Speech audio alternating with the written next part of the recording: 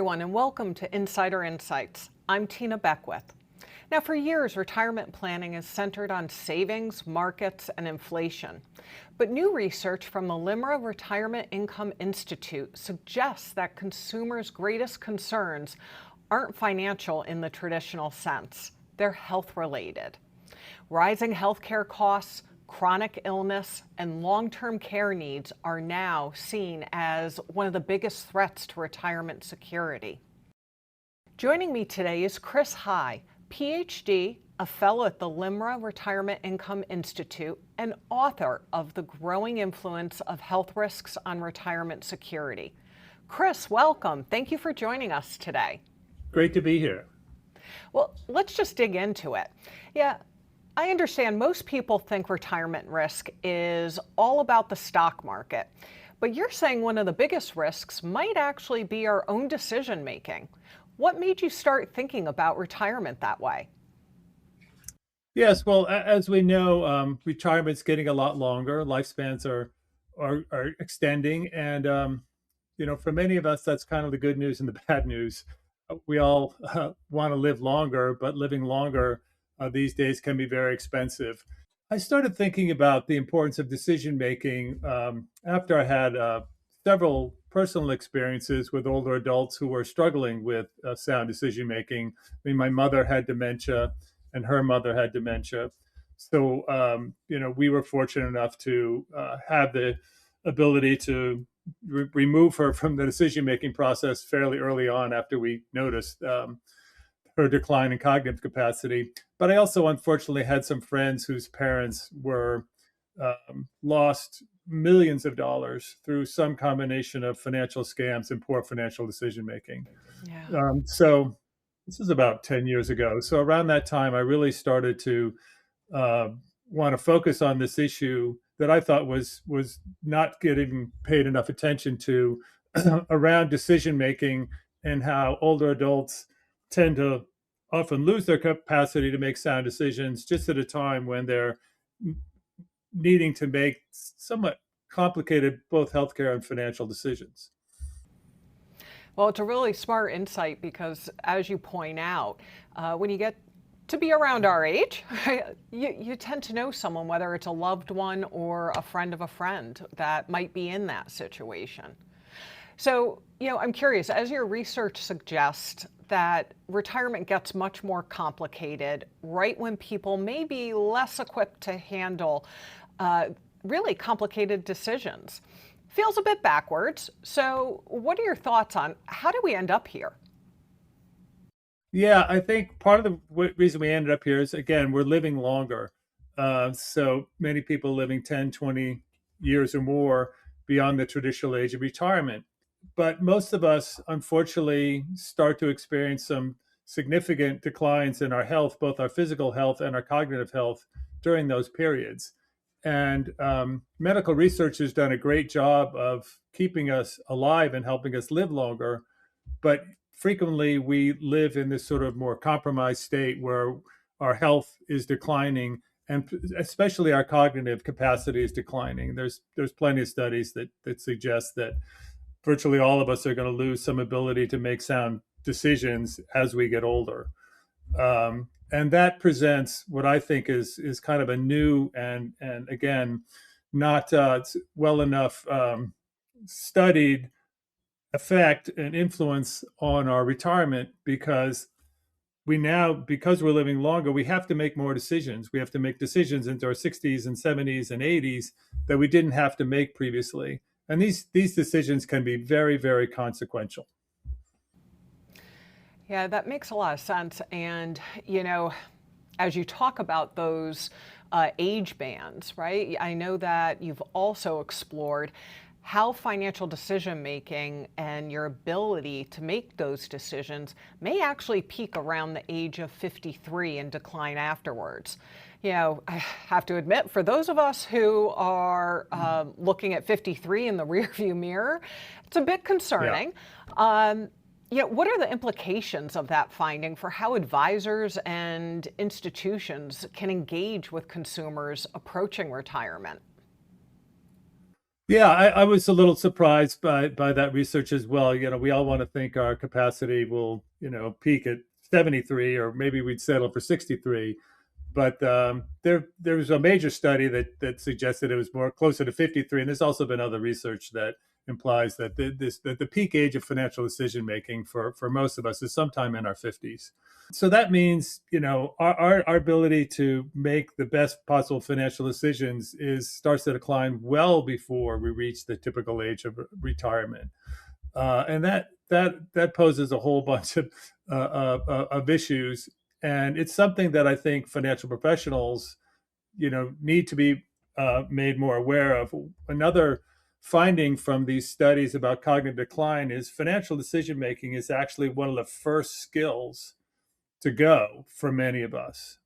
And so the implication of that is that financial professionals, in many ways, are on the front lines of monitoring for suboptimal financial decision making. They may see declines in cognitive capacity in their clients before their clients' doctors do.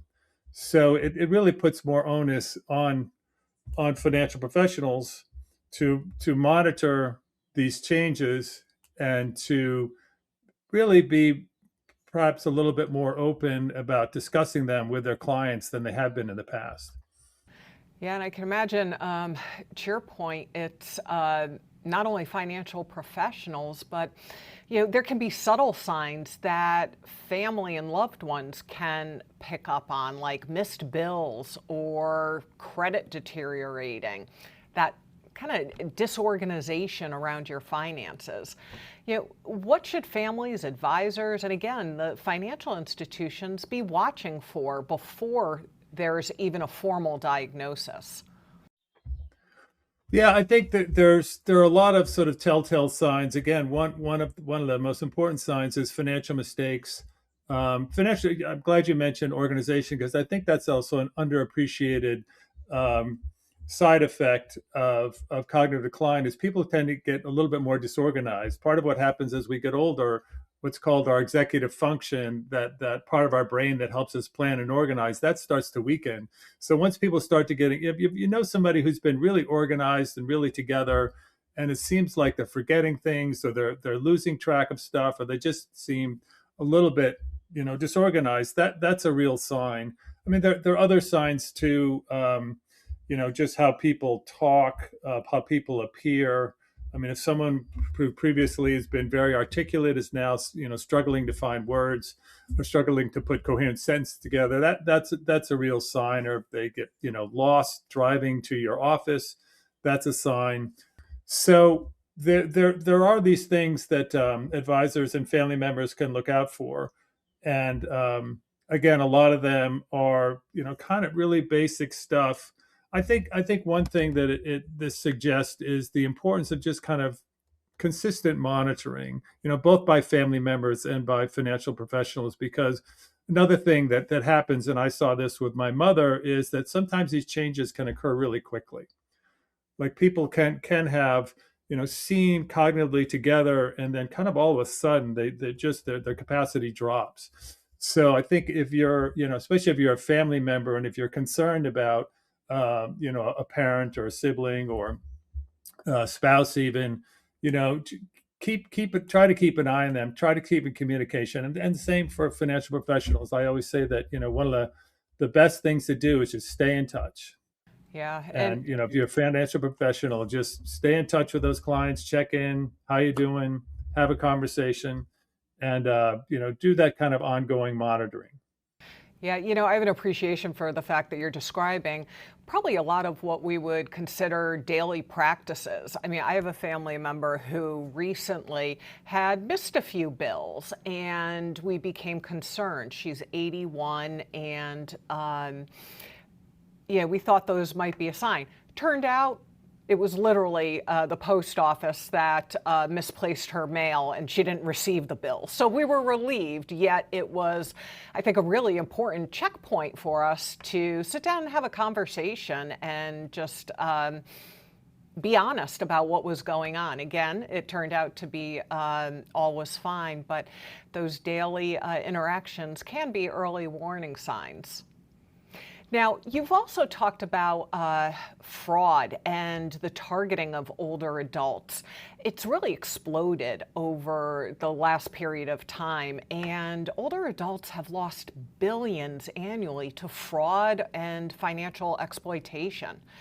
Why do you think retirees are such attractive targets, and what makes scams so difficult for them to spot them later in life?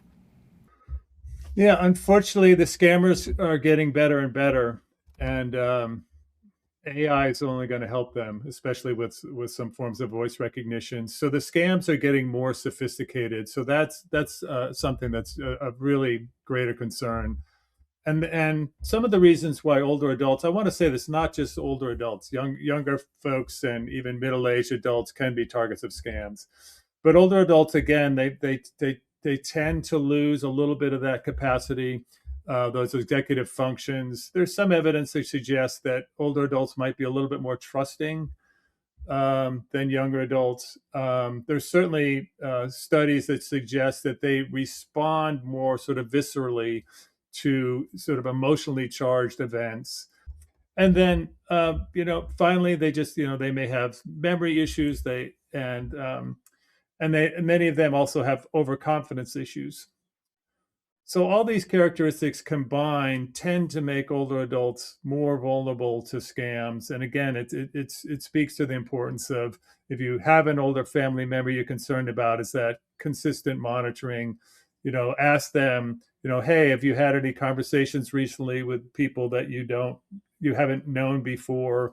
Are you responding to phone calls from people you don't know? Are you opening emails from people you don't know? And then, obviously, are you giving money? Who are you giving money to, if anyone? Uh, Even if it's a family member, it's something that should be monitored really on a regular basis. Yeah, absolutely. And you're right. Unfortunately, it seems like some of those fraud and scams are becoming more frequent and certainly more sophisticated. But now, in your paper, you've also described that protected income products like annuities, um, they're kind of like a cognitive insurance. And I found that to be a really interesting phrase. Can you explain that concept and why you think it changes the conversation around protected income? Yeah. So as we live longer, there's a lot of things going. We're living longer, and then also the sort of the landscape has changed. Most, unlike 30, 50 years ago, most older adults don't have a pension. They have Social Security, but basically they need to make more decisions. They're going to live longer, so the lifespan is longer, so they're going to have to make more decisions just because their lifespan is longer. But also planning for retirement and living in retirement is a lot more complicated than it used to be. Because again, you, we all have Social Security, but most of us don't have pensions. And now we've got these healthcare costs, which are much greater than they used to be. I mean, 50 years ago, even if you had a lot of money, there just weren't a lot of medical treatments around to pay for them. Right. So even if you had the money, you couldn't pay for these expensive cancer treatments, or diabetes drugs. They just weren't available. So now you do have these options, and so it means you have to make more decisions. And part of the problem with making all these decisions, especially as you get older, is you can start making bad decisions. Again, you can be defrauded. You can just make you're just more likely to make suboptimal financial decisions. And so what can happen is, for older adults, in order to finance their retirement, they may have to frequently go into their bank account and go to the investment accounts, log in, sell this, sell that, withdraw this. And I've unfortunately seen it. I know people who have made some really bad decisions. Just they just opened up their bank account, and then bad things happened after that. So the nice thing about protected income is that it reduces the number of ongoing decisions you need to make. So if you have that monthly check coming in, you don't have to every month go in and figure out what do I need to withdraw, what do I have to sell. So it reduces that sort of cognitive burden on you. And so in that regard, I think it introduces this idea of sort of cognitive insurance, where it reduces the number of ongoing decisions you have to make. Because for many older adults, unfortunately, almost any time they open up, they log into that bank account or log into that Fidelity or Vanguard account, it opens the opportunity for something bad to happen. Yeah, and I think I love the way you frame that in terms of security, peace of mind, and how that uh, protection can really provide much more security and potentially financial freedom, right? And sometimes financial freedom can really mean that folks are staying in full control of every single dollar and every single investment decision that they make. But your paper almost suggests that there's value in putting finances on autopilot, almost set it and forget it, right? What does that look like in Yeah, practice for retirees and their families? I like to emphasize the word safe. So you want to put on safe autopilot, but especially with paying bills. I mean, we see this over in older adults. You forget to pay bills, and that can have a lot of negative consequences. Accounts can be canceled. Your TV can all of a sudden go off. Your phone may not work anymore. Your heat goes off in your house. You don't have air conditioning. So if you can put, especially these bills, these monthly, these ongoing bills, just put those on autopilot. I think a lot of us do it. So a credit card and just just pay it, pay it, pay it, pay it. And again, you want to make sure that those accounts are legit, and maybe have some help setting those up. But put that on autopilot.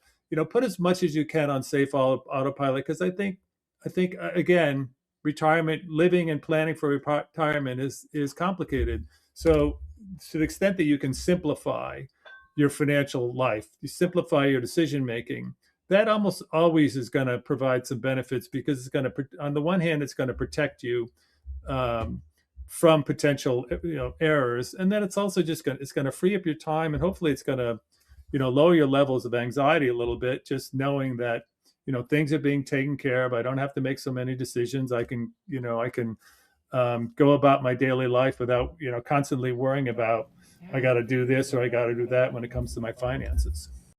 Yeah, I really like your emphasis on that notion of safety, um, because that's what a lot of folks are seeking, right? The safety, the security, the protection. Um, Now, when you think about retirement success today, and it's really about behaviors and emotions rather than just having enough money saved, how do you strike that balance? Yeah, I think that's another underappreciated element of all of this. I think it's something that financial professionals, I'm sure many of them recognize this, but I think that financial professionals almost by design are good at managing complexity. That's kind of what they do. That's kind of their job description, and they may take it for granted, but a lot of their clients aren't that good at that. They're not good at it, and even more so, it makes them anxious. They worry a lot about things that financial professionals may say, oh, you don't have to worry about that, it's under control, but in fact they really do. So I think that just this idea of the ability to manage complexity and reduce complexity, again, reduce complex decisions, I think that that can have real kind of psychic income, and provide a real peace of mind. So as a financial professional, if you do nothing else than just reduce that cognitive burden on your clients, that's probably gonna mean as much as more to your clients than if you beat the S&P by 3% last year. Yeah. So I think these sort of emotional consequences are really, from a client perspective, as important as the financial ones. Yeah, agreed. And, so this has been really insightful, Chris.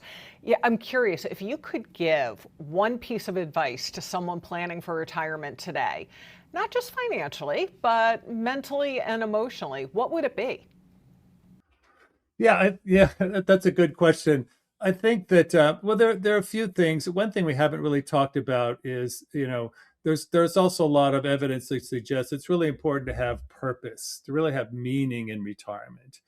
And so one thing I worry about with my friends, is that, or I've seen some people that if they kind of just feel like if they're bored or they're just just kind of sitting around. Unfortunately, I don't. Most of my friends are not in that position, but I think it's really important to have goals, and they need to be well beyond financial goals. It's like what's gonna bring you joy. What's your purpose? What are you going to be excited about when you get up in the morning?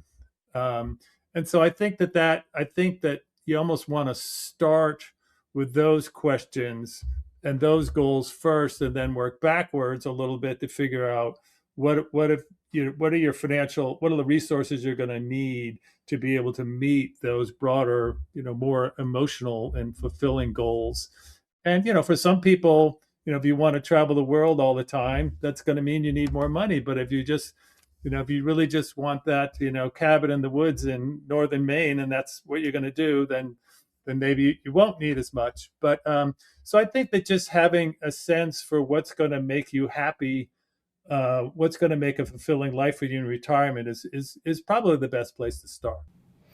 Yeah, and that's such an excellent point, because as folks think about their purpose, and in addition to funding the everyday needs that they have, there is such a strong connection between those ideas and dreams along with their financial security. I don't know about you, but I do dream of retirement and being able to be up in the mountains every day. So it's yeah, definitely everyone's got their own dreams and where they want to go. But Chris, this has been a really fascinating conversation, because it challenges the way many of us think about retirement planning. It is so much more than talking about the markets and returns and savings targets. Your research reminds us that retirement is also very deeply human and deeply personal. And it's about how people make decisions over time, how aging can affect confidence and judgment, and how simplifying finances and decision-making can, along with protected income, provide not just financial security, but peace of mind as well. And, I think one of the biggest takeaways from today is that retirement planning isn't only about preparing your money for the future, it's about preparing yourself and your family for the realities that can come with living longer lives, changing health, and really a lot of increasingly complex financial decisions. So Chris, thank you for joining us and for sharing these important insights. And thanks to everyone for listening. Be sure to subscribe for more conversations on the trends and ideas shaping the future of retirement and financial security.